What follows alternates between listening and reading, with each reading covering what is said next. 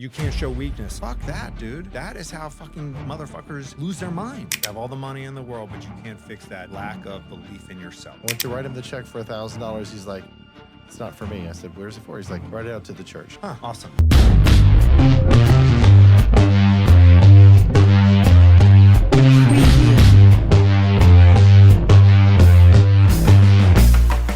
All right, so we are in episode 3 of the Greg's Got You Covered podcast.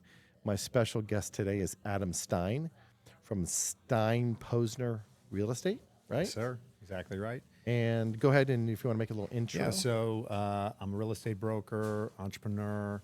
You and I have known each other now going on at least a decade. At least a decade. And, you know, we got to become friends through mutual friends. And obviously, you know, you're driving a value-driven business, service business here, kind of in a similar business of mine. We've actually done business together for many years. And I'm thrilled to be here, man. Yeah, we're happy to have you. So generally speaking, I know when I give an overview of a script to a special guest that comes in, I don't like to stick to formats. I really, really don't.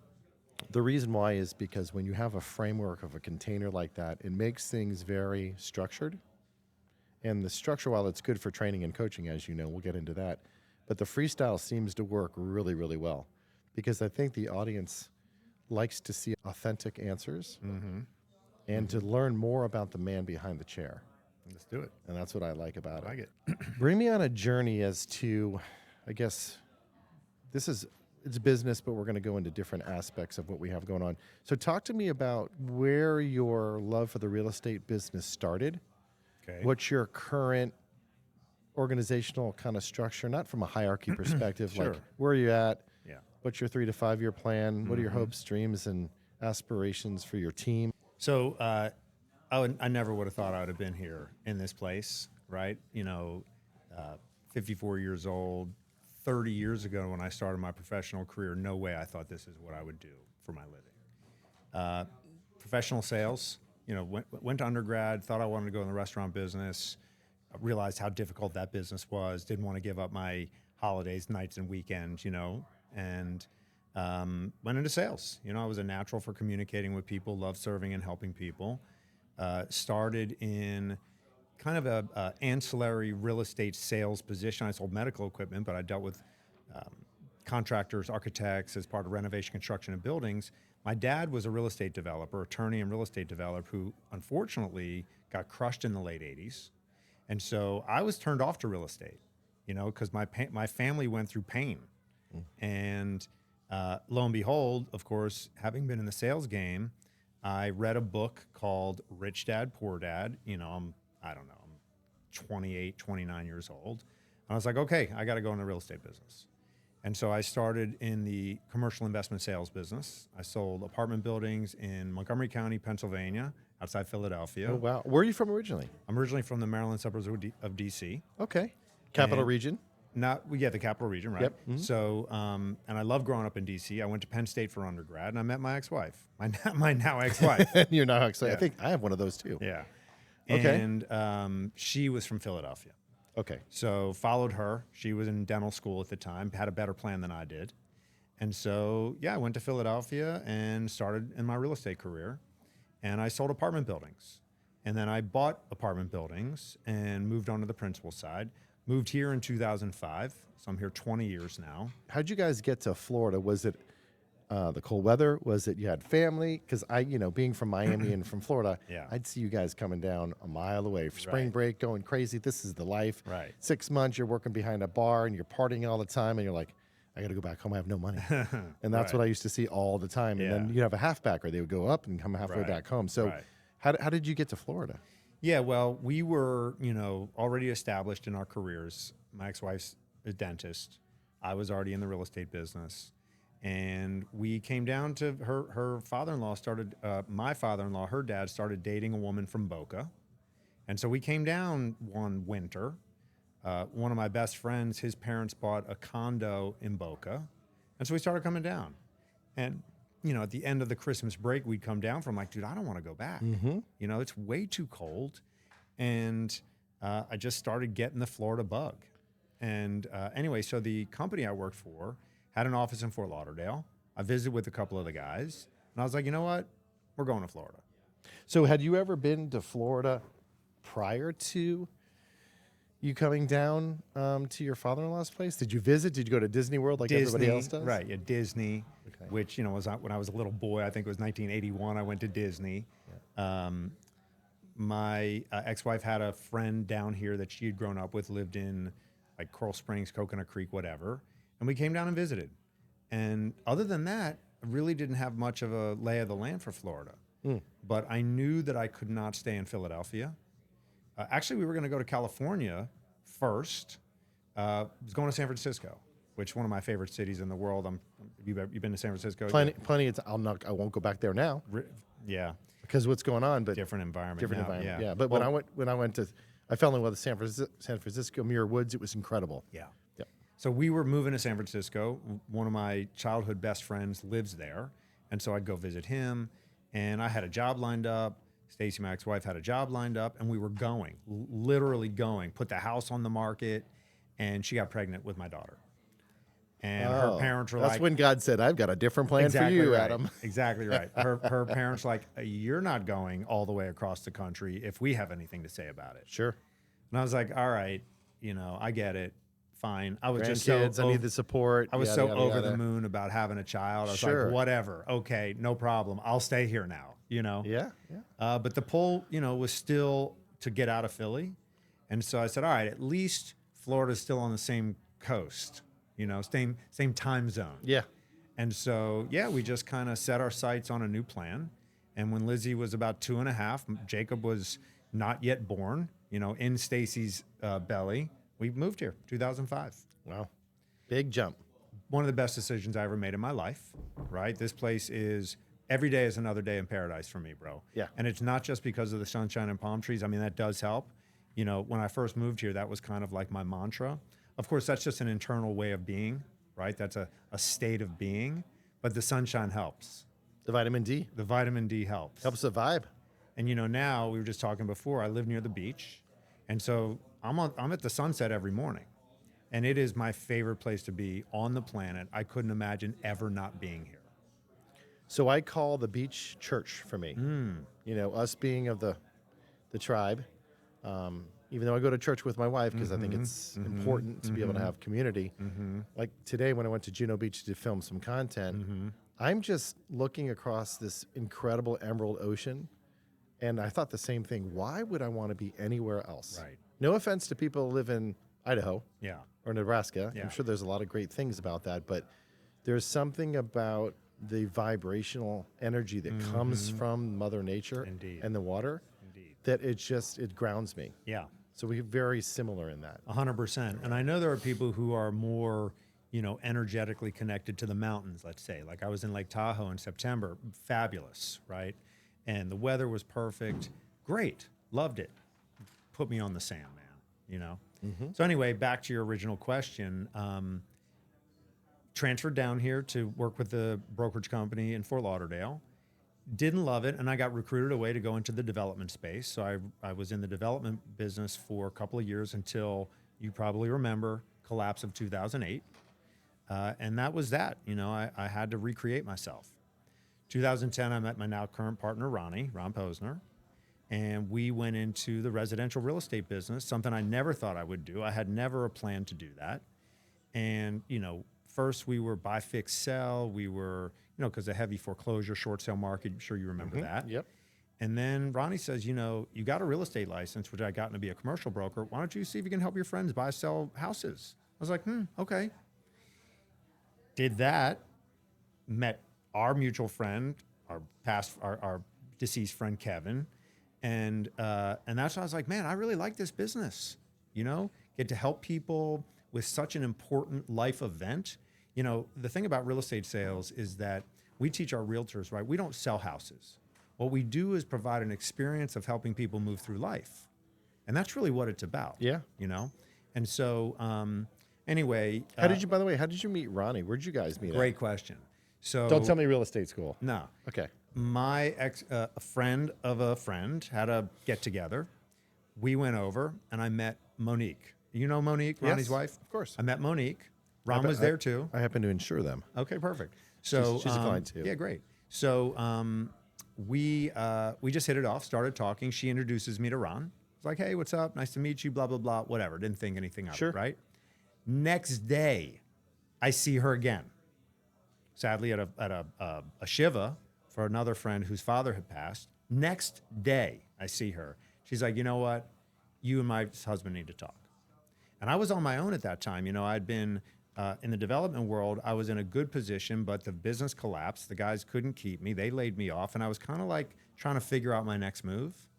And he was doing the same. He had gone through some of the challenges of that period as well. And we're like, you know what? In this case, you seem like a good guy. You seem like we have similar values, right? Which is really the critical part for us. It's about values. And we're like, you know what? Let's do it. You know, in our case, you know, if 1 + 1 = 2, this probably isn't a great partnership, but at least we have each other because it's really hard to be in business by yourself. Yeah. And in our case, 1 + 1 = way more than 2. It's like 11, right? Wow. And that was 16 years ago. So speaking about partnerships, I mean, you come to a very interesting topic. So I've been hooked to watching Sirhan, you know, on Netflix. Yeah. Because I just think that Ryan has done a really good job of building a brand for himself. For sure. He really has. I mean, a brand, and he's likable and he's charming. He sure is. He's working his butt off. Yep. You know, one of my really good friends that was just in here doing a podcast is a top producer for his office over here in Palm Beach. But one thing I started to see is at the end of chapter, I think season 2, you know, some big venture capital money came in and said, hey, I want to, you know, 10x your business and infuse some capital in there. But Ryan's just like, hey, this is my baby. Right. It's my name on the door. Right. I don't want to have to ask anybody if I can do this or do that. Right. So when you think about going into business with a partner, and I've been in multiple businesses with multiple people, how did you have any concerns about partnerships and what happens if it splits or you don't get along? How long did you guys court each other before you said you're going to go into business and trust the process? Was it a month, 6 months? Like, how did you manage that? We didn't put much time at all to it. Oh, so you just said go. We're just like, you know what? Let's go? Let's go. Wow. And how long did you know him before you said I just met him. So are you talking about a week? Was it a month? A month. Wow. We didn't form any organized structure. We didn't have any capital investment. So we weren't really at risk for anything. It's kind of like, hey, let's see if we fit together. And it turned out we were a great fit. I've had partnerships as well that have been, I mean, he's been really the only partner I've ever wanted to stay partners with. Yeah. You know? For whatever reason. Yeah. Personality, ego, there could be a lot of different reasons, right? And you know, partnerships can be very difficult and very problematic, right? Because it's like a marriage. And in our case, I think we just approached it the right way. And we realized, like I said, that we had good complementary skill sets and similar values. We were also, you know, we're similar in age. We both had 2 kids. We were, you know, similar community. And so we had a lot in common. And so I think we just really liked each other too. You know, we became friends as we developed our partnership and realized this is cool. You guys are onto something. You know, we're onto something. And so, you know, our partnership has gone up and down in terms of like our closeness as friends. You know, sometimes we're just boys and we're hanging. Other times it's like he doesn't want to talk to me at all because I'm annoying him, you know, because we're different personality types. And that is actually what makes a partnership work so well. Of course. Right? If we were both the same, it'd be very It would never problematic. work. Yeah. So as you know, we're both avid readers. So in your estimation, or I know you know what you are, who is the integrator and who's the visionary? Yeah, so I'm the visionary. Okay. And, you know, I don't know if Ron is an integrator. I don't know if he plays that role. I actually have someone else in the business who's more integrator-esque, right? He's my number 2, right? I'll say it that way. You know, if there's, if you then went into like CEO, COO, he's definitely on the ops side. I'm on the driving growth side. Okay. Yeah. Fair enough. And so kind of that's how we look at it. I'm in growth, he's in ops. So anyway, when we got into business, back to your original question, I never thought that I would not be involved in the transactional aspects of real estate anymore. Like I haven't been in a house or in a property or guiding a consumer in anything for a very, very long time, probably like you are in your business today, Correct. right? And so what turned out is What I'm exceptionally good at is helping other people grow, and being able to create an environment where people get what they need so that they can grow, and putting a whole team around to facilitate that growth. And so, anyway, we formed the current business we're in now in 2013. So we're celebrating our 13-year anniversary Mazel on tov. February 1st. Thank you. Congratulations. We have grown every single year, very steady, stable growth rate, which is not easy to do in a transactional business like ours. We don't have recurring revenue, right? Which I envy you so much for, by the way, but it's fine. So, and the markets have gone up and down and done what they've done, but every year we've grown. And so I feel very blessed for that. And I think one of the reasons why is because we pour into our people so much. A lot of real estate brokers out there, there's a lot of choices for agents. And what we have done is we've just created an environment where people really get what they need, not just at a business level, but at a human level. Our core is earn more, live better, for our agents, right? Earn more money, live a higher quality of life. And that is not easy to do for a real estate agent, because the quality of life for a real estate agent is very low at times because it's a constant grind. And so our job is to make their lives better. And I think we've really developed a platform to do that we just keep making stronger and better. Well, one of the things I can tell you from my seat, right, literally my seat, is that when I go out to other strategic partners, centers of influence, right, because we've known each other a long time, your business is a natural feeder for us. Of course. We always try to reciprocate, Yeah. right? But because we're at the end of a transaction, it's Right. very difficult, other than support, training, all the Sure. things that we do to support your team, Sure. to be able to give the olive branch and pay you back with referrals, just because it's not in our time cycle. Right. But I think the value that we add is, okay, if Stein Posner is referring us a client of theirs, we make sure, just like all the clients, it's white glove treatment, right? But one of the things I noticed about your organization, and when I think when we met, you weren't Seat Century 21. We were not. Right, you didn't have that badge. Correct. Back in, and we'll talk about that too. But Yeah.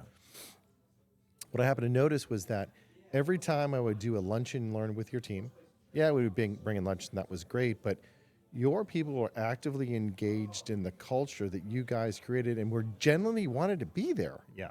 I've gone to some other real estate brokerages where you would go in for a lunch and learn, there'd be 3 people there, right? Because one's, I don't know, at their other job. And they didn't have the engagement. And the fact that you had an independent contractor agreement with all these real estate professionals, and they chose to spend their time inside your 4 walls, says a lot about how you lead your team. And that's what I was very impressed upon. Cool. Thank you. And also the level of commitment that your team, and I say your team because there's a lot of mini teams in your team, the commitment they have to one another to help each other. Yeah. And that was inspiring to see that, because, again, from my seat, I have a lot of different COIs, but I was very impressed about how your team really genuinely loves each other. Yeah. And I mean that in all sincerity. Yeah. I really do, because you can feel it when you walk in there. Yeah, 100%. For sure.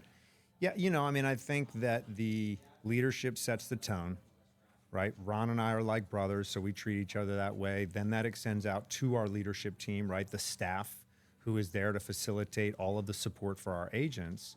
And then our agents they recognize how much we pour into them, and they get so much value for it. And then we support each other, and it's just, I wish I could tell you that when we started it, that we knew what the special sauce was. Sure. Right? I just think that we're very engaged and active guys. I mean, to your point, I think that there's a lot of real estate brokers and a lot of leaders who just don't engage their people. They don't give of themselves. My people know me, right? Like, just because I'm the broker and the owner doesn't mean that I'm any better than anybody else, right? And my job is to be for them. I'm constantly making sure that my realtors are getting more value than they pay me for. That is my job. And if that equation never works or is off at all, Sure. That's when they need to come to me and say, hey, I'm not getting the value, but I don't have those conversations. Because you're always providing value. And we're looking for ways to keep leveling up the value, because my job is to build the best platform I can for the entrepreneurs that choose to affiliate with us to grow their businesses and live the best quality of life possible. So tell me this. So talk to me about when I first met you with Stein Posner, but there was no badge attached to it. There's no franchise. There's no corporate umbrella that was over there. There was a sign that you can find. What shifted, and how did the Century 21 opportunity, because Century 21 has been in business a long time. They've got an 54 years. Outstanding name in the real estate space. Yeah. So how did that whole thing come up, and how did you make the decision to want to, attach your name to that brand? Yeah. Yeah. We didn't at first, you know, as entrepreneurs, right? We were going to do it our way. I have a lot of respect for a guy like Ryan Serhan, who you brought up, right? Like, he has built his own brand. And there was definitely a time where I was like, I'm all about that. That's what I want to do. But it was hard, man, like really, really hard. And so anyway, we're toiling away day by day, trying to get this thing off the ground. And franchise sales guy from Anywhere Real Estate, which, by the way, was just acquired by Compass. Oh, we'll talk about that, because that's interesting. That's interesting. Anywhere was the original owner, or the prior owner, of 6 of the largest brands in the residential space: Coldwell Banker, Century 21, Sotheby's, Better Homes and Gardens, ERA, and Corcoran. I think Coldwell and Century 21 being the largest of the two. Is that underneath one umbrella? One umbrella. Who is the main? All owned by the same parent company, Anywhere. It's called Anywhere Real Estate. That is the name of the corporate veil that Anywhere. carries all those. Yeah. I bet you a lot of our listeners don't even know that. So it used to be called Relogy, Okay. became Anywhere, now acquired by Compass. Are they publicly traded? Publicly traded. Yeah. Clear. Yeah. Okay. So anyway, franchise sales guy from Century 21 came knocking on our door.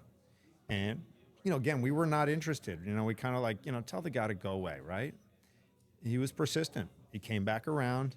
And, I'm always open to hearing things. I mean, I want to, okay, maybe there's something I don't know here, You're like me, when I get a cold call from Indy, I always listen to the sales pitch. Exactly. Exactly right. Because you never know what you're going to hear. That's exactly right. So I give everybody, look, we've all been on phones before. We've always sure. done the pitch. I just like to understand kind of where the situation is, and there might be a benefit, or I can add value. Yeah. That's it. Yeah.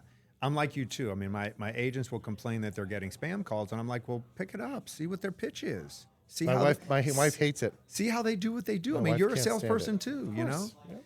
Anyway, so we didn't want to talk to the guy, but he was pretty compelling. And he, basically shared with us some of the benefits of considering affiliation with the brand. And we said, all right, you know what, we'll look at it. And in the next 18 months, so that was maybe 2016, 17, we took about 18 months, 2 years.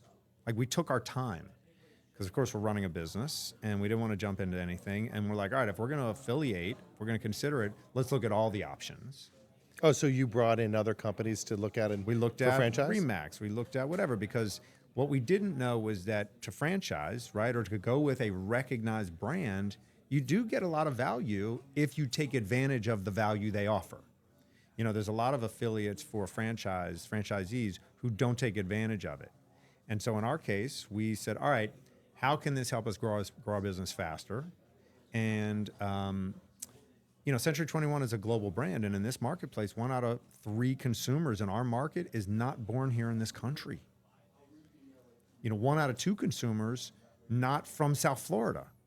Right here, 1 out of 2, And so we're like, look, in Boca Raton, people know Stein Posner Real Estate. Outside of Boca Raton, nobody knows us. Yeah.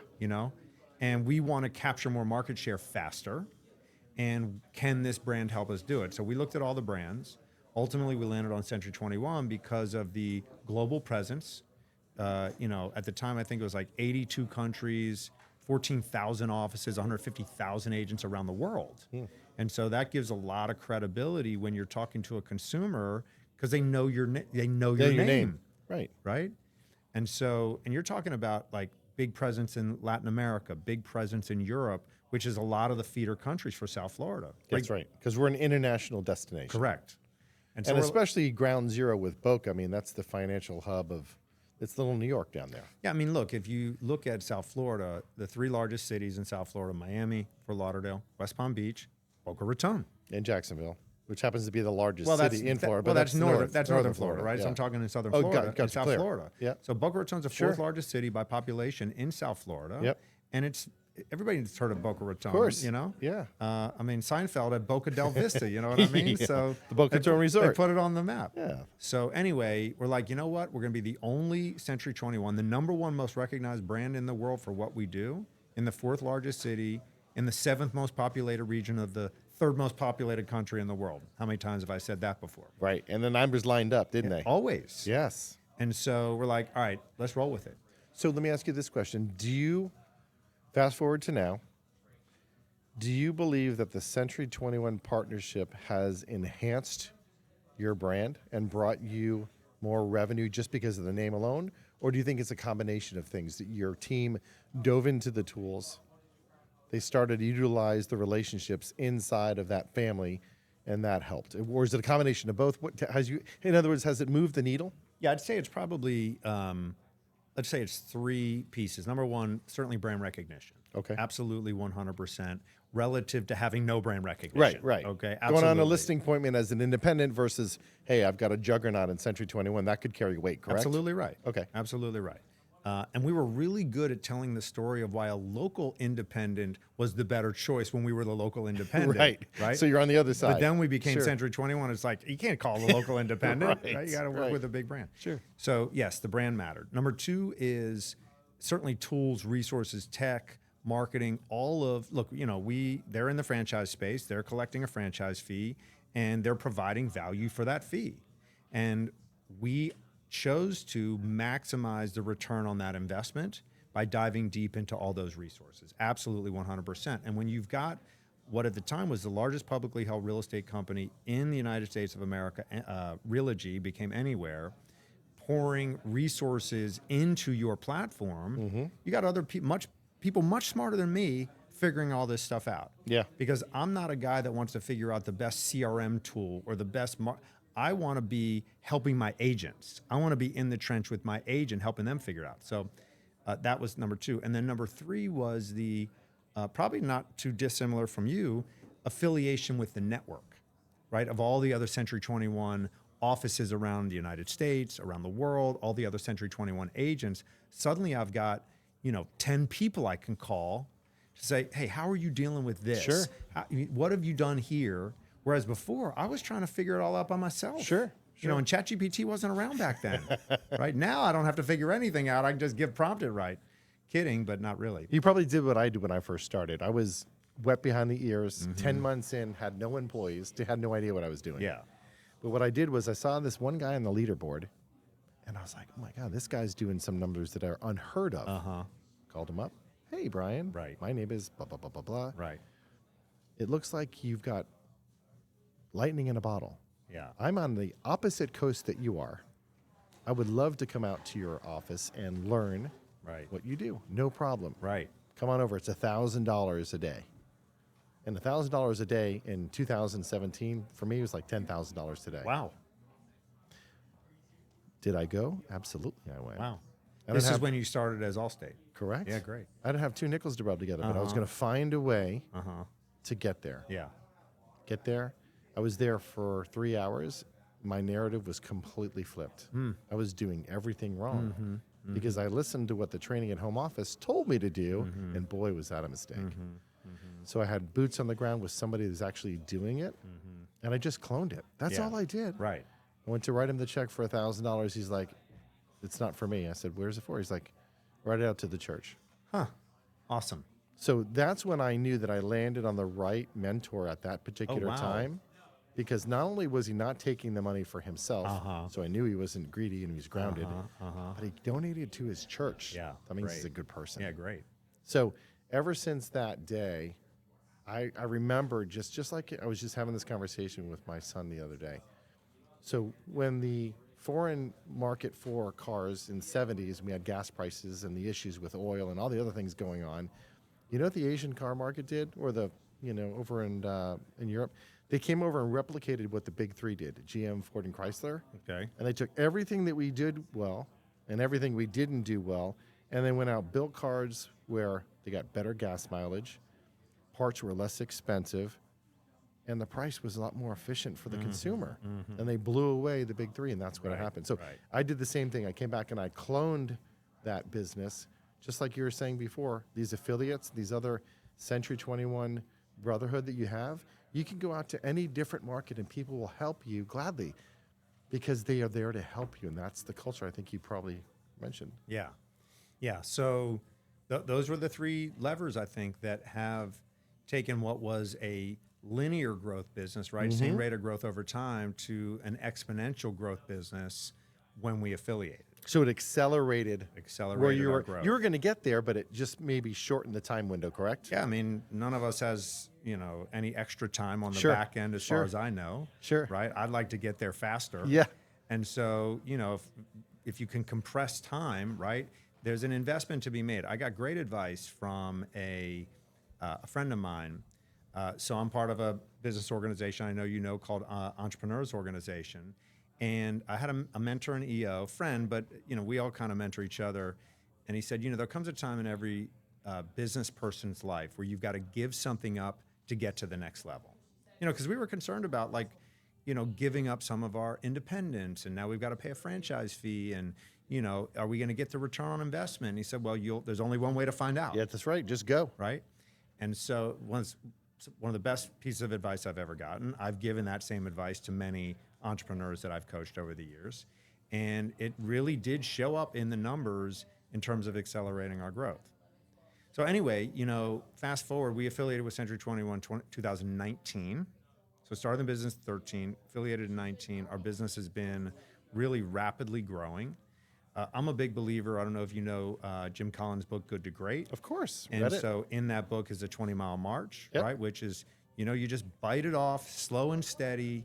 And our business, in the entrepreneurs world, Gazelle is a business that grows by 20% per year for 5 straight years. That's a recognized name in the business world. It comes from a labor statistic that was studied, early on. And then there's a guy named Vern Harnish who wrote a book called Scaling Up, who was a founder of EO.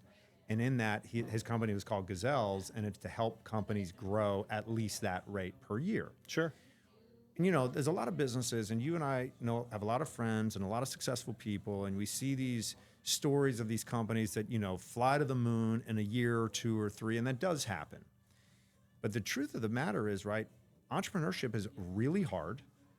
And most businesses never go over $1 million a year in revenue. Most small businesses in this country never go over. It's like 4%, either reach $1 million or last 3 years or more, right? So our plan has always been a Gazelle, 20-mile march, man. We're on the 20 to 25% growth rate per year, and thank God willing, that's going to happen, right? Yeah, it has. It has. So getting behind the Century 21 brand name was a great move. Yeah, I mean, I wouldn't know if that was it because I have no other comparative. Could we have done it on our own? Maybe, but we made the decision and it worked. Yeah. And we're very happy about it. And it's been worth every dollar of investment.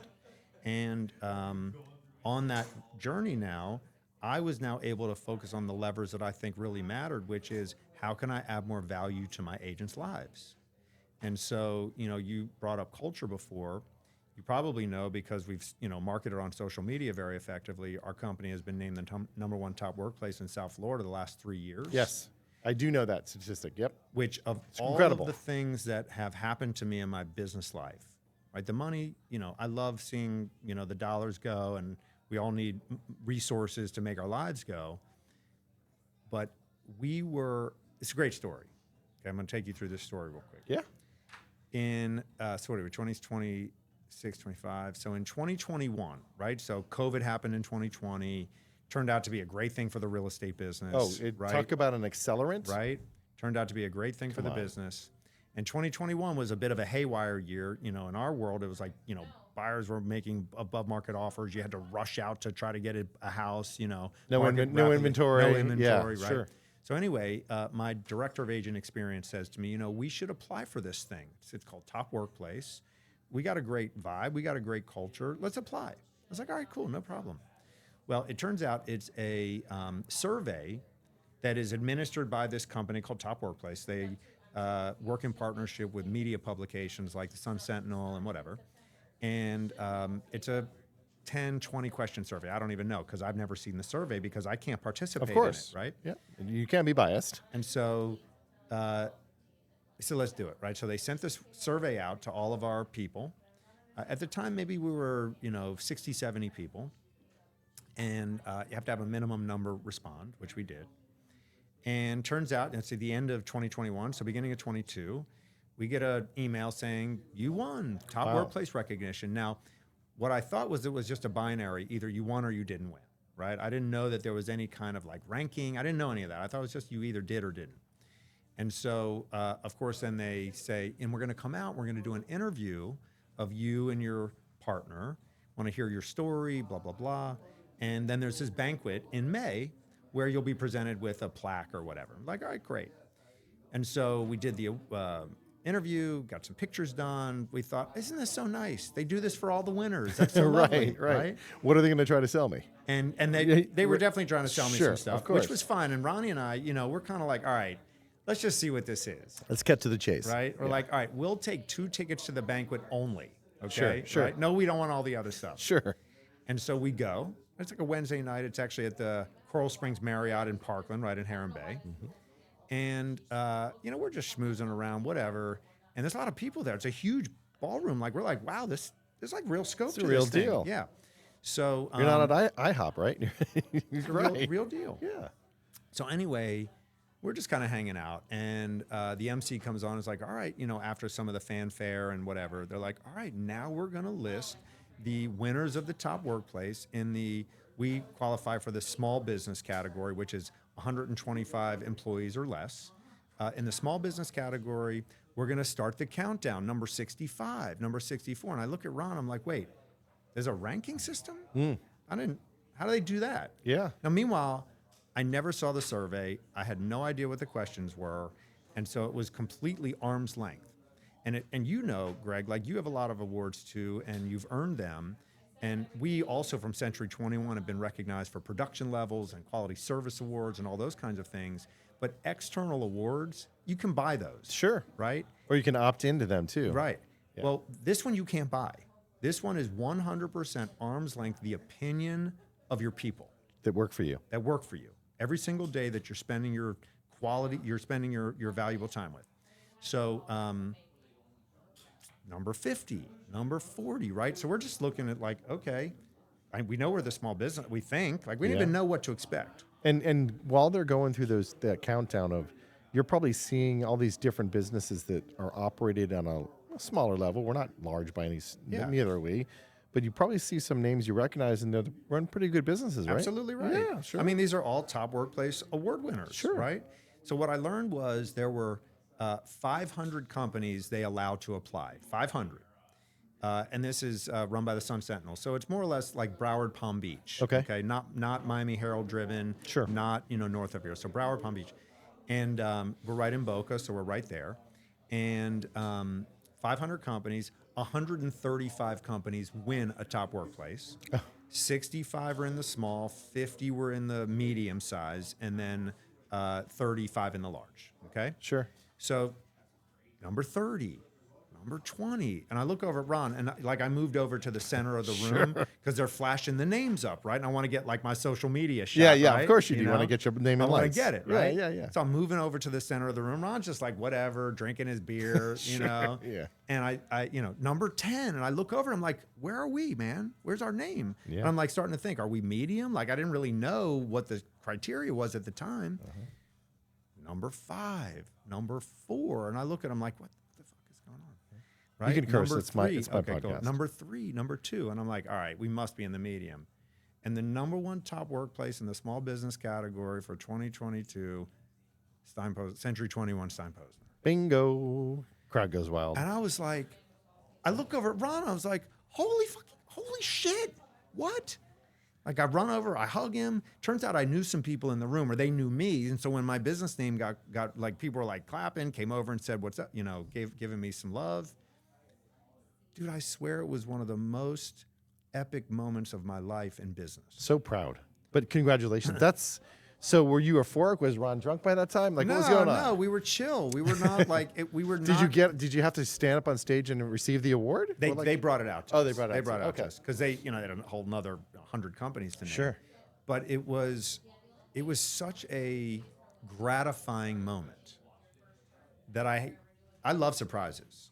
And So do I. There are so few good ones. I know. Right? Like when my wife gets me something for the holidays, she's like, "Do you want to know what it is?" I said, absolutely not. I love surprises. Here's a question: you got a lot of kids. Sure. Did you know the sex of your kids before they were born? Of course. You did. Yeah, because Jennifer has to be certain about everything. I don't care if we're going to the grocery store. She has to know what aisle I'm going down because we go to Costco. I'm not allowed to go usually. Right. Why? Well, because all you do, Greg, is peruse the aisles, and we don't get out of there for less than $1,000. Because I like to go see the cool stuff that they have. But when a woman goes shopping, they are on a mission. Yeah. They're not just kind of perusing there and throwing stuff in there. Yeah. They're grabbing the things that they need. Yeah. Yeah, you know what I'm talking about. So anyway, That's so cool that you guys won that award. yeah. So we were cash about it. Didn't have any expectations at all, and here we were number one. That's incredible. Incredible. And you can't buy that award. Sure. It's Right? based on look what you guys created and the culture and how you make your people feel. Yeah. They feel valued. Yeah. Right? So anyway, That's amazing. incredible, amazing. I was over the moon. I really felt like, okay, now it's real. Like now we really do have something because we just competed against all these other companies, Yes. and these are real companies, right? Well, anyway, we've now done it 3 straight years. Number one. The fact that you triple repeated, that's like winning the Super Bowl 3 times. You know how hard that is to do? Dude, That's incredible. So once you're number one, number 2 is not okay, That's right. right? Yeah. What do they say? Second place is If you're first not place. first, you're last. First place loser. What? You Oh, I'm ever hear sorry. that one before? Second place is the first place. First loser? place loser, yeah. Right. Well, the thing about the Olympics, right?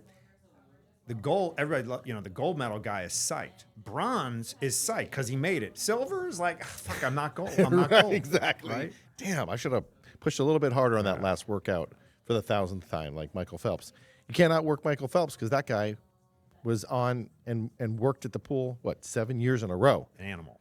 Like no time off, no holidays. If you're Animal. sick, the dude is in the pool. That's obsessed. Yeah, That's obsessed. for real. So let's kind of change. That's amazing. So let's Yeah. kind of change gears here. I want to talk about like how you lead your family now. I know you have 3 children. 2. Oh, you only have 2. Okay. kids, yeah. Why do I think you have 3? Okay. Well, I mean, I've been with Michelle. Michelle has 2 kids. okay, maybe. So maybe so that would be together 4. 4. Okay, 4. Right. Yeah. So talk about like leadership in the home and what that looks like, right? So you have 2. I think your kids are in college now, right? So Elizabeth is graduated. Okay. She is back from school. Jacob is in school now. Okay. He's in New York. Oh, fantastic. So how do you, as you're raising your kids, right? Like I'm going through this now because I have grandkids now, right? Can't wait. It's amazing. So I start to see my younger children turn into adults, and I think sometimes they realize that dad is human too, and we aren't perfect. Or like, and we make mistakes. So how do you lead, your children in a way that is both you're faith-based, I think, kind of like me. I think you believe in a higher power. I do. Wouldn't you say that? I do. How do you help them from making the mistakes that possibly you made as a young person without trying to save them? Because that's what I'm kind of struggling with Interesting. now.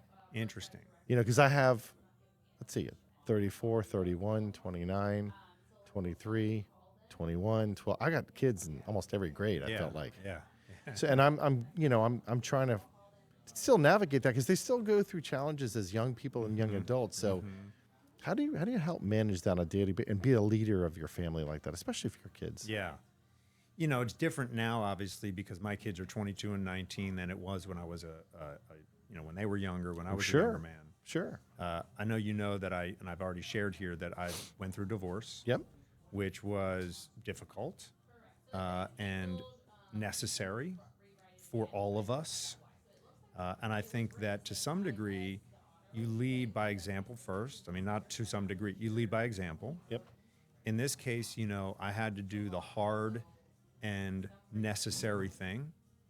And I think that really showed my kids because, when I went through divorce, my kids were teenagers, 16 and 13. Tough age. And they understood. They didn't begrudge me.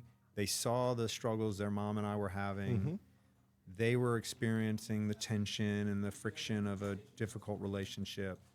And I had the courage to do what was necessary for all of us. And I think it was showing them my humanity, you know, and being willing to just, look, I'm your dad, but I'm also a person. A human. And I don't have it all figured out. I mean, my daughter is very strong. My son is too, but my daughter, you know, certainly when she was a teenager, was very strong.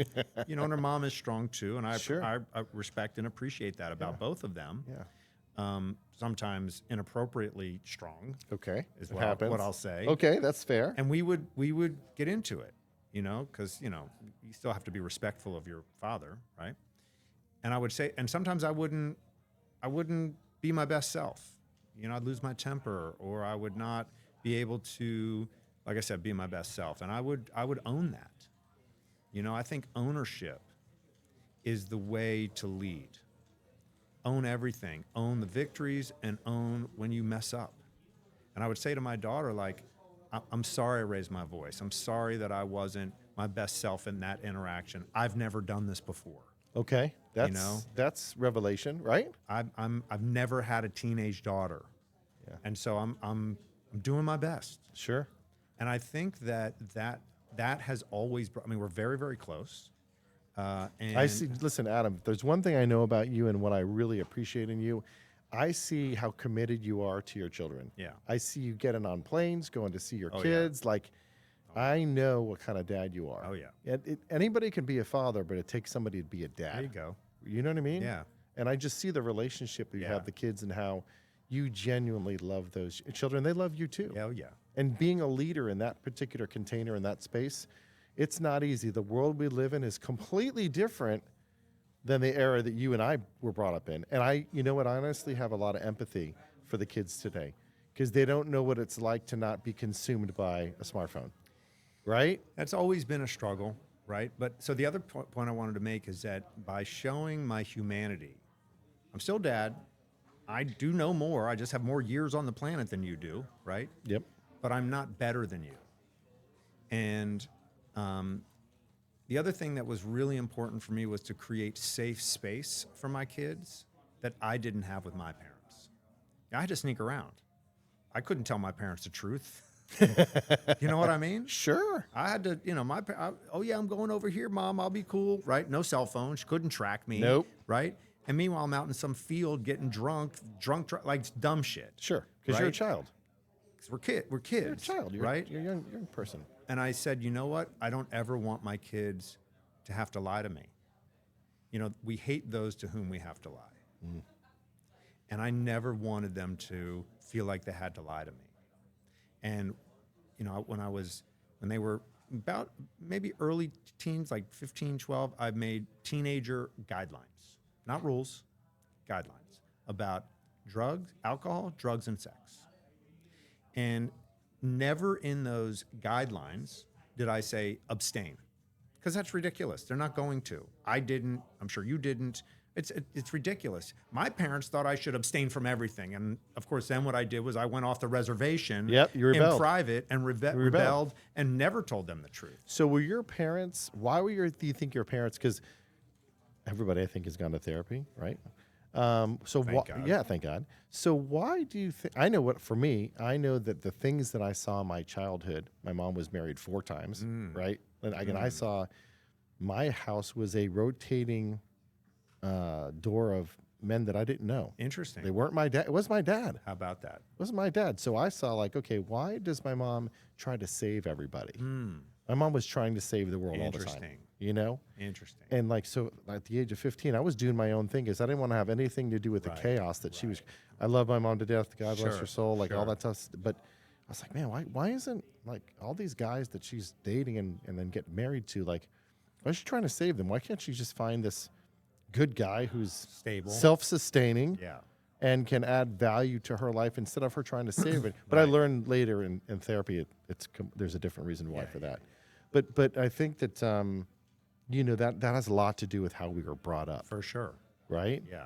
So I applaud you for having those guidelines and the transparency to have that communication Right. with your kids, because I think a lot of parents, and that's why we have guys that are soft as puppy shit now, because they didn't have that structure. But it sounds like your parents were like, was your dad in the military? You're come from a very strict family. Like, why do you think that were? And my mother was the militant, Okay, oppressive one. so she was. My stepfather, so my parents split up when I was 3 years old. Okay. My father was soft, still is. Soft as puppy shit? Sweet man, not so much Okay. to that extent, but just not strong on rules. Like, didn't know how to discipline me. My mom did all the disciplining. My dad was the weekend dad. Okay. Who, would buy me all the candy at the candy aisle and take me to the movies and the video games. And when weekend was over, he got to go back to being, Whoever he was. Sure. And my mom had to do the heavy lifting. Got it. Right. Got it. And in so doing, my mom was raised by a very disciplinary mother, and she just put that shit on me. And so oppressive, controlling, and I hated it, right? I mean, nobody wants to be oppressed or controlled, Nope. right? And that's what it felt like for me. Now, I'm not, Mom, I hope you're not listening. I'm not trying to say that it was always that way, Sure. but it felt like that, for me, and I didn't want that. Now, we won't go too deep into my upbringing, but it was me and my mom until I was 10 years old. Okay. My dad was around, but not really. So he wasn't really involved in your life, sort of say, on a daily basis. He was weekend dad. He was a weekend dad. Like you said, Weekend you had dad. fun with him. Had That fun was with it. him, but my mom made sure I did my schoolwork, and she was a working mom. She Yeah. made almost no money because she was an altruist. She was a social worker. Oh, yeah. And so we struggled, and she met my stepdad. Well, my stepdad basically pulled us onto the other side of the tracks, and he was a military guy, former Marines. Bingo. And he was very very good man. They're still married to this day, both alive. amazing. God, thank God. Amazing. And but he was tough. He was tough, and so I just wanted to get out of there. Yeah. And I was girl crazy, and I wanted to have fun, and so anyway, I did not want that to be the experience my kids had. I wanted my kids to want to be with me, Yeah. to want to hang out with me, right? And so I knew I needed to be at their level because they're the kids, right? I think that you and I probably see parents who just have all these expectations of their kids, and they don't let their kids be kids. Yeah. Genuinely. Right? Yep. And I didn't get to be a kid the way that I let my kids be kids. And so anyway, from a leadership standpoint, I think, again, lead by example and create safe space is really kind of the two things that have really worked for me. And, now I'm not really parent as much as I am partner with my kids. That's an interesting concept. Right? Partner as in, hey, I'm your partner because if there's anything that's out there that you want to succeed in, I'm going to help try to guide you as a partner. Or, hey, you're my partner because we're buddies and I'm your dad. Like, how do you see Not each other? the latter. Not the latter. No. Clear. I actually think that look, parents who say that they're best friends with their kids, I think need more friends. Sure. Sure. Okay? Yeah. Because your job is not to be your kid's best friend. No. Right? Partner in that, and I have very friendly I love my kids. We travel together. We go to music concerts together. Like at this stage, we are friends. Yes. But I am always dad first. Gotcha. But not parent in the traditional way. Well, first of all, partner, so I am their investor. Like we all are. Right? Yep. I mean, you send your kid to college, who pays for that? That's right. Right? I'm investing in you. You expect a return on your investment that you finish college. I expect a return on investment that they are not going to squander my money and that they're going to take it seriously. Correct. Right? And I struggled with that, by the way. So, also a little experience there. Like Yeah. I wasn't a great student. I didn't have my head screwed on straight when I was in college. Yep. Not at least until I had no choice but to get my head screwed on straight. Sure. That's experience speaking. Yeah. But so that from that standpoint, like my son is in New York. It is not an inexpensive investment for me to send my 19-year-old son to live in Manhattan. Yeah, it's got to be like, you can have an apartment, but it's the size of my bathroom.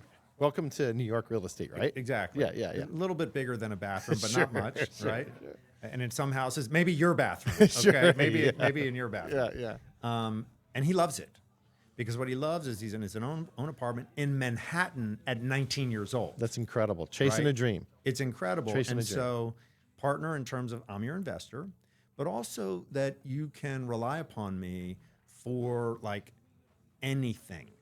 Call me for anything. You know, in my guidelines, it was always right, you know, no drinking and driving, obviously, right? Because it was about alcohol, drugs, and sex. No drinking and driving, all that kind of stuff. Call me anytime. Open pass on Uber, or call me and I'll come and get you anytime. Sure. Right? Like, I'm never going to say no. And Right. that's certainly parent part. But when they move into young adulthood, see, something I learned about my kids, and you know this because you got them in all ages, so you've got a lot of experience. Once they hit a certain age, like 13, 14, 15 even, they're got their own thing. Yeah, They're not listening to you. They're not. Right? Even my 12-year-old, who I think is 30, does, Dad, you don't know what you're talking about. Right. Okay. And so you can try to coerce them and tell them what to do, or you can partner with them and then create a different form of relationship where they trust you because they know that what you're suggesting is in their best interests. And so I think that's been a really healthy, I know it's been a really healthy approach for me. One of the things that drove my divorce was that my ex-wife and I had just different parenting styles. She was much more like my mom was, very authoritarian in lots of ways. Not all the time. I mean, Stacey's a wonderful mother. Stacey, if you're listening to this, you are an absolutely wonderful mother. Sure. But different parenting styles. Yeah.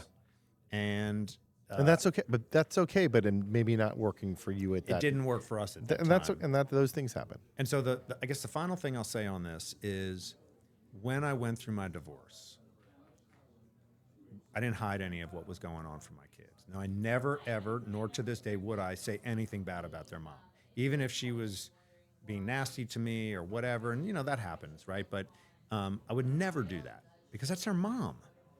But I was also very real with them about the human experience of what I was going through. And so it was very interesting when Elizabeth was at UF, Michelle and Jacob and I, Michelle, my girlfriend, went up to visit Lizzie for a football game. Turns out Elizabeth had an accident before the game. She fell off a scooter, broke her wrist. She and I spent the day in the ER. They went to the game. Oh, no, you're being dad then. And Jacob said, that's being dad, right? And Jacob says to Michelle, because they were talking about it, Michelle was recently divorced, said, you know, Michelle asked, are you okay with, you know, your mom and your dad? And she's like, Jacob says, yes. My mom wasn't always so nice to my dad. And they saw that. And I think that they appreciated that I led through a difficult time so that we could all get to a happier place, including my ex-wife, including Stacey, who's much happier now. I mean, Relatively speaking, right? I'm sure if I asked her, she might, you know, I don't think she's with anybody. And so I don't know if she would want to. But the point is that she's peaceful. She's in a good place. There's no conflict. You know what I mean? Of course. And so I think showing them the humanity is something that really resonates as a leader. I could even say in my business, right? Like one of the things I teach, so I teach about leadership and culture. I'd say those are the two of the areas where I really have developed some expertise as evidenced by recognition, but just in practice, okay? So I've been teaching leadership and culture now to essentially service-based small businesses in the real estate space, the insurance space, financial service space, where you've got salespeople, right? It's that kind of an environment. And of course, salespeople are entrepreneurs. Sure. Or entrepreneurial, right? You have that spirit. Yep. And we're very good at helping entrepreneurs grow because I am one, right? And so what I've done, I'm also teaching. And so one of the aspects I think of leadership that is so critical is going from being transactional to transformational. And that is what you experienced when you came to my office. Yeah, I felt the vibe when I was there. I think that the people are so bought in to what you and Ronnie set up as an example of what caring about your team is, leadership, doing the right thing, do unto others as they want to do unto you. And you know what? The other question I was going to ask you: how do you attract that type of individual? Because I would assume that there's certain criteria that you have that you will bring a possible real estate agent to your team and who course. you won't. So you have to filter that out. So how do Always. you attract that type of talent that's going to be the right seat on the bus like we Yeah. run in EOS? Yeah. So one of the components of this culture talk I talk about is culture fit people, right? So, most real estate brokers, they don't care. License, heartbeat, $50 a month, you can join my agency. Right. Volume play. That is not us at all. Right. Okay. Instead, we're looking for right fit people, which is hungry, humble, coachable. The 3 H's. Hungry, humble, coachable is a C. Hungry. It starts with an H. Hungry, humble, Oh, coachable. HHC. is HHC. See, I don't know why I'm thinking Not the 3 H's. HHH. Yeah. So, Yeah. and it's for people who want to grow. See, not everybody is committed to growth, No. right? And I am not a soft guy. I am a hard driving, tell you the truth, accountability guy, right? But if you're coming my way, it's because you want to become another version of yourself. You're not happy with the version of you. We are not like other brokerages in that it's like sell more house. We're not in that business, man. I'm in the people development business, right? My people come to me here and become a whole new version of themselves. And I've seen it happen over and over and over again because we don't just work on, hey, go sell more houses. No, we're going to help you become a better person. We're going to help you become the person you were meant to become in this lifetime. I mean, I am that committed to it. It's not just about, hey, you're a realtor, sell houses. No, it's I'm going to help you become the person you've always been meant to become. And this is a lifelong journey. A lifelong journey. So when they come to your firm and they go through the transformation, the great thing that I've seen, and it happens here in our agency too, is if they're here for a season or a reason, when they leave us better off than we found them. Yeah, for sure. Because you're not going to keep we understand. For sure. We understand the For game, sure. right? Like as much as I want people to die in my chair, Right. I understand that people move on, things change, Yeah, people of move. course, of course. Those types of things are Of going to course, happen. Of course. But do people come to your firm through referral? Are you actively recruiting? How do you grow your team? Yeah, so some of both. Okay. I would say that so we have always been actively recruiting. We're always looking for hungry, humble, coachable professionals that want to grow. The challenge of the real estate business, it's probably not as much the same for you. I don't know, so I don't want to misspeak, but it's very, look, it's not hard to get a real estate license. Right. Okay. A couple $100, a couple of hours of a test. I mean, it's more than a couple, but Sure. you get the point. Yep. And now you got a real estate license. Yep. Right. And you're now equipped to help people go through one of the most important life event financial transactions there is. That doesn't make sense. Right. Okay. They should have a doctorate. For real. Sure, for sure. And so, so many people don't succeed because they don't get the kind of support or the coaching, or they're just not oriented for the work. Right. It's always more work than everyone thinks it's going to be. Yeah. It's entrepreneurship. Yeah, let me give you guys a little disclaimer. I don't even know if I've ever said this on a podcast before, but I happen to hold my real estate license. Nice. I've had my real estate license since 2001. I used to have a franchise with my brother Scott, who happens to be a partner in my business. Nice. And it was called Assist to Sell. Yeah. Yep, if you remember. Yeah. And I've had my license, gosh, it's been 25 years Huh. now. Cool. 25 years. Cool. So, but when I got into the business, it was just like what happened during COVID.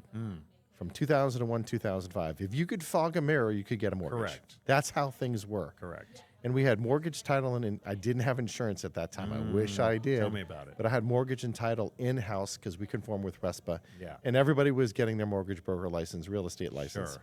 But then when I saw 5 people in the same house and 5 families in a house down the street from me, I thought, okay, something is not right here in the marketplace. And being in real estate, you have to be a psychologist, you have to be a mediator, you have to be a salesperson, coach, you have to be a limo. I mean, it's all of those. Yeah. And what happened to me was I was so taxed from losing deals because of the incompetence on the other side of the table. I just Yeah. couldn't do it anymore. Yeah. And It's getting a call on a Sunday night because the word came through that wire funds didn't come through, or I have a family that has their entire house on a van ready to move in the next day and had to stay in a hotel for a week. That crushed me. Yeah. And because I'm such a control freak, I was just like, you know what? All these things going on in the marketplace. I'm going to sell my real estate firm to a competitor. And that's what I did. Yeah. But I still have my license to this. But you're right. It's very taxing on the soul. It's a hard business. It's a very hard business. And it's and most people aren't cut out for it. They're not. And that's okay. It's absolutely okay. Actually, it's better than okay because for the people for whom it is cut out for, great. Yes. Right? And the consumer wants to work with them. So anyway, we've always been recruiting. We're always bringing people in.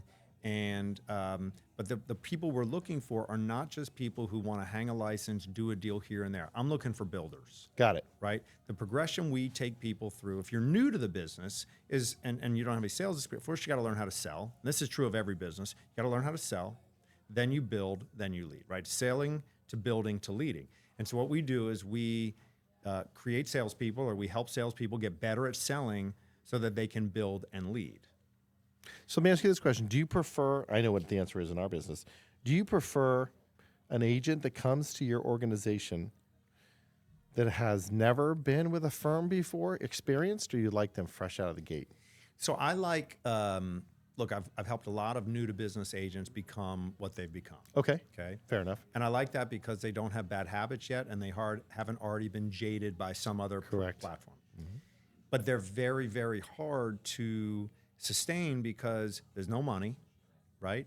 And people lack the discipline to do the work. Okay, it's just true. It's very, very hard. Okay, I tell everyone the number one. So the failure rate of a new real estate agent, I don't know what it's like for a new insurance salesperson, but for a new real estate agent, is something like 90% of all new agents to business never see their third anniversary. Wow. Maybe it's 80%, but it's some ridiculous number. Yeah. Right? So in our industry, if you're a scratch agency owner in our business, your failure rate is roughly 91%. Yeah. It's horrible. It's terrible. And the reason for that is because they don't have the right training, mentorship, or it's not that they're bad business people, but nobody's ever showed them what it takes to be in that particular business. Right. So that's why I wondered from your perspective, when you bring people on, I know for us, when we're recruiting, a lot of our agents come from employees, which is the best way to get them. Yeah, so I was going to say, for us, our best source of agents that join our firm are from our other agents. Yes. Right? Because they're out in the marketplace doing a deal. Seeing what they're doing, right? Seeing what they're doing. And my agent is leaps and bounds above in terms of their skill, in terms of their professionalism. I'm not putting down other agents. Right. Our people are just incredibly well-trained and prepared. And they'll say to my agent, like, hey, you seem like you got your act together. Or they're in a deal, right? To your point, the person on the other side can be a train wreck. Correct. And that's because, frankly, their broker didn't train them right. That's right. Okay? We're not letting that happen. Right. And so my agents will say, hey, seems like you might be struggling. Would you be interested in a better way? And so, we do have a referral bonus program where we do pay for agents that come in. We have a revenue share program as agents bring other agents into the organization because we think everybody should win. Absolutely. Right? Back to culture, we win Yes, together. we all win if together. you're helping me grow, I'm going to literally put some of that money back in your pocket, right? And forever. And so anyway, look, I love bringing up people who are brand new. The success rate is harder versus someone who's maybe been at another shop, has done some deals, has tasted what it is to earn some money, or maybe they've been, moderately successful. I have an agent who's been in the business 20 years, and he came to me. He's now with me 4 years, very close and dear friend at this point. We knew each other for years, but we were social, right? Like, I'm not, you're happy, you're good. Let's just be friends, Yeah, we're good. right? Yeah, why ruin the relationship? Yeah, I'm not trying to do that. Sure. But eventually the time came where I saw him kind of just like at this same level. And I said to him, hey, man, I think you could do better. I mean, do you want to do better? He's like, well, what do you have in mind? I said, look, let's talk. And so he came on. Dude, he grew his business 183% the first year he came to us. Wow. And he will say that it is 100% because of the support and the coaching. Wow, that's amazing. That he just had not accessed a part of himself yet because he had not been in the right environment to bring that out in him. Now, he's an athlete. I was an athlete as a younger guy, not so much anymore. But so I knew what it was like to be coached as an athlete. Sure. And I'm kind of that coach sometimes. I don't care. Like, this isn't soft, hey, are you okay today? It's like, no, you said you were going to do this. You need to put your best, self on the field today. So he really has risen from that. So I like agents like that too. Yeah. Who have been somewhere, they know the business. I don't have to teach them how to walk and chew gum at the same time. Like they can at least do that. Sure. They know their way around the sandbox. And now we can take them to the next level. But I don't bring on agents who just want to stay status quo. Right. That is not our model because I'm not oriented that way. Right. You're moving and you're going. So, I believe in being grounded in values. I have clearly defined my own personal core values. And my first core value is love. My second core value is growth.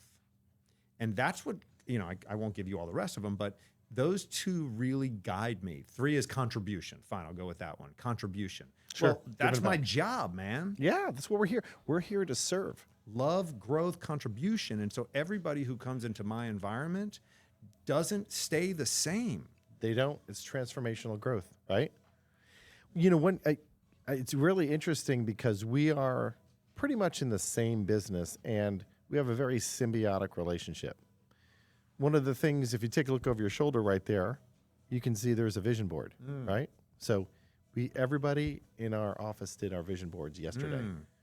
And in my warrior group, I had Joe Marinucci, who is the CEO of a company called Walk On Ventures, very, very successful guy, came in and talked about understanding that you stand in a box of mirrors and any angle that you look at, it's pointing back at you. For sure. So you have to be the CEO and the designer of your own life. Indeed. Right? So that comes with accountability. Yes, and I start to see in some pockets of some of the younger professionals, they need to be, everybody wants to be led, right? They don't want to be pushed, but they want to be led. So sometimes you have to be the leader and sometimes you have to be the enforcer. We usually profile young or old or anybody that has the ability to stay disciplined, but really wants it for themselves. Because I can't want it more than you want it for yourself. Right. And a lot of the people that work for me are prior athletes. A lot of these guys here up at 5 o'clock, they go to the gym because they have the discipline. They understand what it takes to suffer and go through pain to get to what our boy says, pleasure. You have to experience pain in order to have that breakthrough of pleasure. So that's why it's very interesting to me to hear you say that, your leadership, right, has the ability to transform people's lives because I believe that we're on this planet to help one another because we're not getting out of here alive, dude. We're not. But our job is here to serve your fellow man or woman to the best of your ability and help them. Why can't we create a better life for all of us together? And that's not financial. That's spiritual, emotional, the connection that we have. And that's super, super important to our mission. Yeah, great. My motto this year is ascension. It's the year of ascension for us. Awesome. Because I want everybody that's plugged into our system to ascend. And that's why the vision board process is so integral that I've been doing it since I saw his infomercial in 1996. Personal Power. I got the 30 CD set. Dude, literally, that's how it changed my life. Yeah, awesome. That's what started my journey. I didn't know shit about self-improvement. I didn't know. Right. The only people I knew that were inspirational were Vince Lombardi, Don Shula. I didn't, we had Brian Tracy, probably was the OG Jim Rohn, early on. Yeah. But I didn't know shit about, self-improvement and you need to write goals. Nobody taught me that, but I sure as hell could listen to my coach when he said, okay, you didn't kick that ball right, go run a lap. I knew that. That was discipline and reinforcement to me. But nobody ever dove into me from a self-development perspective. So I think the journey that you're on is so crucial to the development of the people that are in your fold. It's a very rewarding place to be. Wouldn't you agree?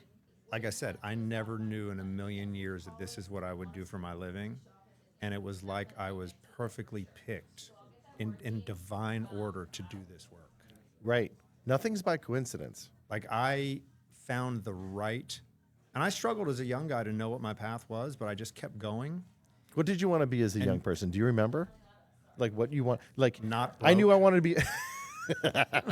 I knew I wanted to be a professional soccer player. That's what my Wow. dream was, Were dude. you a player? Did you play? I as a played young at Lynn. guy? I played at Lynn University. way. Yeah, Kevin and I played on the travel Okay. team together. Oh, how about that? I went over to Spain, played How in about Spain. that? Yeah, How about yeah, that? that's what I wanted to be. I didn't have a sense of myself. You know, my again, my childhood didn't show me a lot of opportunities. That's because you were strung down with rules and regulations, dude. So I didn't. That's why. I wanted to be free. Yeah, yeah, I wanted to like not feel encumbered. yeah. And you know, when I went to college, I was like, wow, I can like do what I want. And then I met my ex-wife and whatever. So I don't know. Honestly, Greg, I didn't have a vision of myself at that stage of my life. And it's been something that, of course, is foundational. You're talking about vision board, right? Without a vision, Bible says people perish, right? And you know, vision is so critical. You know, I ask a key question, right? So there's a couple of questions that I think are critical. Number one is, early on, I asked people, I said, do you take responsibility for everything in your life? Simple question. Yeah, it's a simple Do you question. take responsibility for I everything don't. in your life? I don't. Okay. I'm sure you do. Unless you're talking about the man upstairs. Oh, sure. Also guiding and leading. Of course. But- I try to do that to the best of my ability. But what I started under, let me tell you where I'm at. Ever since I've been in this men's warrior group, right? Where we have these men that 40s, mid 50s, we've been producing so long, and we've been carrying the weight on our shoulders for so long. We don't really have a safe place to go speak and say, dude, I had a tough day today because of X, Y, and Z. Guys don't talk like that. Maybe you and I do because you and I understand each other, but most men come from various different backgrounds and challenges. Like one of the guys that's in my group, you know, he was always feeling like he wasn't good enough. And this guy runs $100 million business. Like doesn't have a care in the world financially. Never married, no children. Because he's never felt like he's worthy enough to have a wife or a child. Yeah. That's some fucked up shit. Comes from his childhood. Yeah. I guarantee that. His dad made him work in the summers on the farm, and he couldn't play or go to camp or do any of that. And he was worked from sunup till sundown, and nothing was ever good enough for his dad. Yeah. So his whole life he was trying to prove to his father that he was worthy, Right. but he doesn't feel worthy inside. And Yeah. that's some heavy shit to Very carry. heavy. Heavy shit. And you can't fix that with the external No, trappings. dude. You can't fix You- it. You can have all the money in the world, but you can't fix that lack of belief in yourself. Can I tell you what common theme that I've seen in these high producing men? Just you're a high producing guy too. Just like we're always driving and we're always trying to close business. Whether you believe it or not, when you got married to your spouse, you're closing business, Of right? course. Because you're dating her. We're salespeople. We're salespeople, dude. Like, Nothing happens till somebody sells something. that's right? exactly. Nothing goes into motion until somebody sells something. How do you think I got the tickets to the University of Miami college football championship game? You know how I got it? I opened my mouth. I said to the number 3 guy in all of Allstate, who happens to be a friend of mine, would you happen to have any tickets for the college championship game? Yeah. Greg, you're a great producer. Let me see what I can do. I'm going to ping the marketing department. Right. Right. You're talking about a $6 billion company. Yeah. Yeah. They can afford 2 tickets to the college football championship game, right? uh-huh, I mean, come on. uh-huh. So magically, this arrived in my inbox yesterday. That's I called my son. My son is over the moon. Of He's like, course Dad. he is. That's He goes, Dad, do you incredible. realize that the parking passes are $600 Right. to park? Right. And guess what? If you don't have tickets, you're kicked out. Right. There's $5,000. But my point being is that You asked for them. you asked for them, and God gave us the ability to ask. So going back to this men's thing, Yeah, like yeah. what I start to see in guys like us that have produced so long, dude, we've been carrying the log for so long. We've gotten to the point where now, like my coach Garrett J. White says, we need presence Of course. because we've accumulated things, we've accumulated material possessions, we've carried everybody's baggage for so long. Now it's time to put down the briefcase and just be present because there's a calm and a peace that comes with that. To be able to say, I'm not attached to any of those things any longer. It doesn't serve me any longer. Yeah. What's serving me now is to help other people. Yeah. And it's so rewarding and gratifying And that's why, like, my entire team, I took them to the Man in the Arena event down in Miami. Nice. Because they got exposed to this. Nice. Other men that have a safe place to be able to have that type of conversation. Because right now, dude, we're in the third quarter of our life. Yes, Let's we face are. it. Statistically speaking, the average lifespan of a male in the United States is 78. I'm 56. So I'm lucky if I got 20 years left. Come on, man. You got more than that. I know. Listen, You're gonna outlive the average. only Come the on. good, only the good die young. I tell my wife I'm all the living time. into dude. My number is 104. Is that what your number is? 100%. 104, bro. And I decided on that, just a quick aside, when I was 52. Yeah. So I'm 54, so we're close in age. Yeah. 54. Again, I shared that I'd gotten divorced. When I was 52, I'd been divorced for a year, for like a year. And I was like, oh my God, this is great. I'm having a great time. Sure. And again, I kind of married my mom, so we'll just say, Yeah. that's what we do. Okay. So you're talking about, I got 2 points. You're talking about a safe place for men. I shared with you last time we talked that I've been in men's group therapy for the last decade. You told me. Greatest thing I've ever done for myself. Yeah. Talking about having a group of men who can share openly to help each other carry the load. Like being a guy, look, I'm not saying that being a man is any harder than being a woman. I would say that being a woman also, of course, has its challenges. Okay? It's just different. But it's different. It's different. Right? We have our own, don't be emotional, right?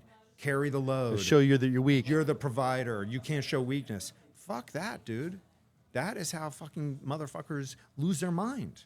That is how guys go into deep depression or don't love themselves or whatever, right? So, I forgot what the second thing we were talking about. I was already on the journey with you, brother. Okay. I was just going to drop men's group. What we were talking about? I was just not going to drop a nuclear bomb on you and tell you kind of what I've seen also happens with these guys. Yeah. What I've seen in this men's group, and remember, these guys are from all around the country. I got some guys across the world that come in to get coached by Garrett, right? Okay. David Goggins was our event. Bunch of heavy hitters. But anyway, these guys are taking these ibogaine treatments. And they're doing What is it? ibogaine and ayahuasca. Got you. They're going on these medicine journeys. I got you. Because ibogaine has been proven to solve probably 85% of the PSTD that you're starting to see in people that come back from war in Iraq and some heavy shit. Yeah. There's a special on Netflix called Waves and Warriors. Yeah. Did you tell me about this? I did. Yeah. And I just heard about somebody's coach had a medicine journey last week. And what it does, it's starting to unlock and open up and accelerate all the things that they're trying to understand about themselves and get free of attachment of anything that's holding them back. And when you watch this documentary, you literally see the people pre-ibogaine, post-ibogaine. You don't even recognize them. You talk about transformation, dude. Some of these guys had a gun to their head and ready to pull the trigger. Yeah. They were on the fringe of literally suicide. And now they're living a life free of anything else that used to weigh them down. Like it never happened anymore. Wow. So this is the journey that people are starting to see. Big Pharma doesn't want you to do any, because you're not taking medication. Correct. That's what's Your going on, Celexa, dude. Your Lexapro, right? That's what's going on, bro. Yeah. We're going through a metamorphosis and a change. So your transformational conversation you're having with me about your agents, this is what the human race is going through. Yeah. Yes, I'm glad we brought it back to that. I never thought I would be doing this work. It's the third time you've said that. So you're very blown away by your own, and let's just face your own growth and success. I feel really blessed that I get to do what I do every day. I don't go to work. Now, if I had been a real estate agent, I would have probably made more money. Okay, so it's not about the money, it's about the impact. Now, I do fine, but my job is not to sell houses, it is to grow people. And so it's not about the money, it's about the impact. And when I depart this planet, 104, that's what I was talking about. Oh, before, okay. around 104. When I depart this planet, I will not measure my life by the amount of money in my bank account. It will be about the number of people I helped grow into the version of themselves that they were meant to become in this lifetime. And who you impacted. And because what happens is that I impact you. Who do you impact? Now it's about how you show up for your family and your community. And the ripple effect of what that is, to your point, is how we can all build better communities together because we're interested in helping each other grow and live better quality lives. Okay, so I'll leave you with this. First of all, thanks for coming. How can Yeah. people, if they're interested in following you on Facebook or Instagram, Yeah. what's your handle? Yeah. I know we're friends on those. Yeah, but yeah, yeah. what's the The proper- Adam Stein. Okay, the Adam Stein is on Instagram. The Adam Stein. Certainly Adam Stein on Facebook. Sure. Right? Company is C21 Stein Posner or Century 21 Stein Posner. You can find us in both places. LinkedIn also. And what were you gonna wrap with? I was just going to be like, thanks for coming in. Yeah. It's been fun, man. I like rapping with you like this. Yeah, This is a dude. cool This setting, is man. this is why I'm so happy for you that you have this setting, and I'm like inspired to take my setting to another level, Yeah. seeing what you have here. Listen, take him. Cool. He loves creating. Yeah. And I've been on a journey with this young man too because he's so intelligent and driven. He's a faith-based kid. Yeah, yeah. And he's become part of our family. Yeah. My wife hates the fact that he takes content in my house. You know how Jen is like, she's like, she'll never make a bun. She bitches. But that genuine B-roll stuff. Yeah, that he we got to gets- show you're a real guy. Dude, and the content that's behind the hood, behind Yeah. the curtain, they Right. love that. For sure. And this list, the Greg's Got You Covered, is more than just like, hey, I provide insurance for home, auto, motorcycle, boat, all those things. While that's all great, it's when our firm works together with your firm and you send us a referral and we're solving problems or Yeah. helping somebody get to the closing table Yeah. or coming up with a solution on a policy that they couldn't get elsewhere. That's what our job and my team is that we work together in, right? Absolutely. But at the end of the day, like you said, nothing happens without a sale, but everything is built on the relationship. For sure. Right? So that the core, this is why we're doing more of this because the center of influence and the partners that we have in business are truly our partners. Sure. When you win, we win, and we all win together. Well, you that's have why to, we're here. Yeah, right? we have Because to. in particular, right, in your line of work, one of the greatest challenges of buying real estate today in South Florida has been insurance. That's right. Right? It's been a really difficult and bumpy part of the transactional process over these last few years. And so, sometimes you get a house that's got a roof issue or this issue, and now the mortgage ratio is off because the policy came back. And so you got to work through that solution. So there's no doubt of how important it is to have great partners inside of the business that we're in. Yeah, so my hope is that you guys follow Adam Stein, Stein Posner Real Estate down in Boca Raton. He's got a lot of fantastic agents. I'm personally excited to share this podcast with your team because I know that you've had more people come onto your team. We definitely have to do a lunch and learn with your team. For sure. They would love that. You've done it before. You guys always do great. Of course. Yeah, and it's an opportunity for them to learn how that they can leverage our relationship with them so they can close more deals. Sure. That's really what it is at the end of the day. Yeah. All right. Help more people. So episode 3, Greg's got you covered. Adam, thanks for being here, brother. brother. Appreciate you. Awesome.